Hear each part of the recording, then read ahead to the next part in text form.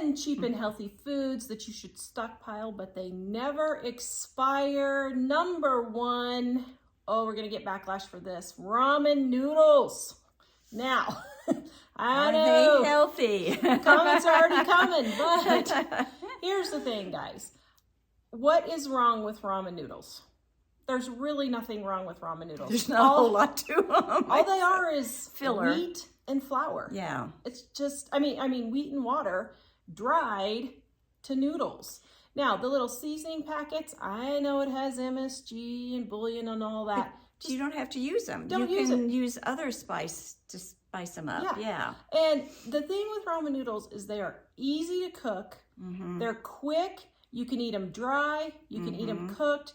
You can eat them many different ways. You can add spaghetti sauce. You only need water, really. You can add spaghetti sauce, but if you had to, you could just use water. You could make like a stir fry with some water chestnuts or carrots or peas or whatever you have in your stockpile. You can pretty much use it with anything. Sweet and sour sauce. Any of your like Italian dressings. Those types just putting chunks of chicken in it, you know, just something really simple. Yeah, ramen noodles with chunks of chicken and Italian dressing would taste really good. Yeah. Any of those things you can make with ramen noodles. So don't let the packet scare you. They're really not unhealthy for you. All it is flour and water that's been dried. Number two, Mom's favorite. Beans. I knew you were going to say that. I didn't know what she was going to say, but I knew. And I actually did a survey, and at the time of this filming, 87% of people said they eat beans. So I'm in the minority. You're in the minority, Mom. As a matter of fact, let me go and tell you, we have 1% of people say a bean has never touched their lips like you. So I'm unique almost. Unique. So canned beans, they last forever. You don't have to cook them. Dried beans get hard the older they get. So after about 5 years, you really have to work at getting them soft. Soaking them, and getting them cooked, Really, you have to use a pressure cooker, or you have to soak them for 48 or 72 hours. Boil them for like 12 to 24 hours when they get older than 5 years. You really have to cook them. We prefer canned beans over dried, but canned beans do take up a lot more space. And one thing too, you need to rotate your food out. Long-term storage, I know people talk about that and everything, but basically people are starting to waste food now. We're getting hearing from a lot of preppers and things that they say, what do I do? I've got all this food now and it's ready to expire. So what do I do? And so, well, first of all, use it. Yeah. You need to rotate it out and you need to use it. Anything you buy should be stuff you eat on a regular basis. So it's not that hard. If you buy smaller cans, that's why we push smaller cans, because they're easier to manage, use, and keep the expiration dates going well. And you just put the oldest ones at the front and set the newer stuff at the back. Now, it takes a little bit of effort, but I do about every 6 months. I'll go through mine, and reorganize them a little bit. But keep the old ones in the front, the new ones at the back, and use that stuff. Don't buy foods you won't use and won't eat, The expiration date is just a suggestion. It is not a hard, fast rule. Your canned foods are not going to spoil if the expiration date is even 5 or 10 years past. We moved recently and I found some cans at the back that were 8 years past the expiration date, and we ate it just fine. Yeah, the most that'll happen is it won't have quite the intense flavor, but it won't hurt you. It'll still give you the nutrients you need. All of these tips and ideas are free in our practical stockpile cookbook. You can get it for free in the description below. Number 3, staple for every single pantry, white rice. Yeah. It lasts forever. This is one thing that you can get a lot of because it will stay really good. And you can store it in cleaned out and very dried out soda bottles, the big cashew bottles you get at Costco, Sam's, those kinds of places. You can store them in that. You can vacuum seal it. and freeze it and all that. But rice, you really don't need to. I don't redo anything with my rice. It comes in the plastic bags, and I have some cat litter totes that I just throw them into only because it's handy to move a whole tote more so than individual bags. Yeah. And I get small bags of that too, so that if I have to open, but you really don't need to. I don't put it in anything other kind of a container. Just keep it in the plastic bag, and it won't hurt. If you're afraid of mice or whatever, you can put them in the other containers.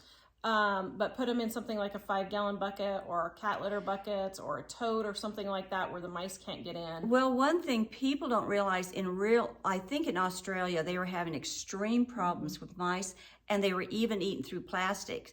So I put anything I want to keep really, if I'm putting it in the garage or something like that, I put them in metal, those popcorn cans, you know, those big metal popcorn cans. I have some things stored in there, not everything, but just so I'll have a backup in case mice happen to get into the totes. Yeah. Number 4, popcorn. This is one no one ever talks about. I do, because I have tons of popcorn. But popcorn lasts forever, and it's easy to fix, and it's easy to eat. It's just, popcorn is a great healthy snack for your stockpile. Now, I don't know much about microwave popcorn, because if you don't have power, you may not be able to make the microwave. So be sure to get the kernels in the jars, you know. And we're talking regular old-fashioned popcorn, not microwave. Now, if you have microwave popcorn, all you have to do is break open the brown paper bag and then put all the contents into a Dutch oven over your fire or whatever, and then just pop it. Your oil and everything's already in there. So it's not that big of a deal if that's all you have. But we get the old-fashioned kind and cook it with oil. Because the microwave isn't quite as long-term. The oils in it would cause it to get rancid. Number 5, soy sauce, which goes with number 6, canned chicken. Now, comment below and let me know if you can find canned chicken right now, or if you even have canned chicken in your stockpile. We fortunately got a bunch of canned chicken before they started slaughtering all the chickens for this flu thing going around. But soy sauce will last forever. So will Worcestershire sauce. But soy sauce you could use for a seasoning for different types of dishes. You know, that way it'll give you a little bit of an extra flavor, so it's not quite so boring to eat the same vegetables and ramen noodles for every single meal. So it's a long term, I mean, it'll last forever. Soy sauce, you can't go wrong. Number 7, canned tuna. Yeah, because it's healthy too, just like the chicken is, and it lasts for almost as long as the chicken. Not the pouches. Do not get the pouches. No, the cans. The cans of tuna. Don't get pouches. I got the pouches, and it was spoiled before the expiration date because the pouch got punctured. So don't get the pouches. Next one is pasta. Pasta, people don't realize, actually lasts a really, really long time. I mean, probably 8 years, 10 years. Yeah, it won't last as long as rice, like forever, but the pasta will last for many, many years. And if, once again, if you're rotating that out, you know, that shouldn't be a problem as much. If you can find pasta. Now, our shelves were empty for quite a while, but now we've got it back in stock. So I think that's just a supply chain issue for your grocery store. And another thing with pasta, you can use the pasta for different things.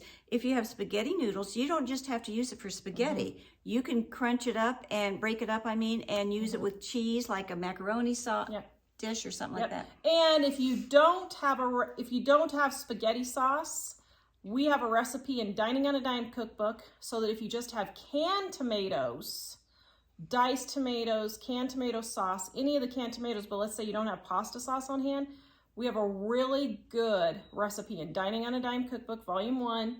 Check it out, 25% off below. Next is salt. You have to have salt. I don't care, all you blood pressure people. I know your blood pressure's high, but the rest of the population needs salt.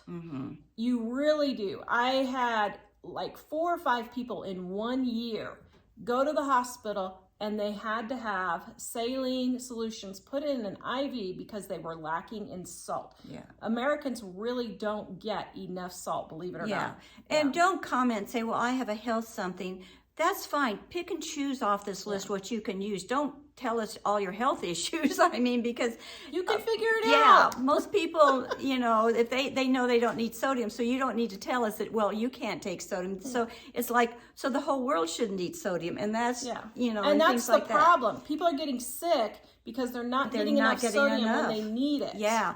And another thing about salt for long term, you can trade it, because a lot of people use it for seasoning. It's the best seasoning.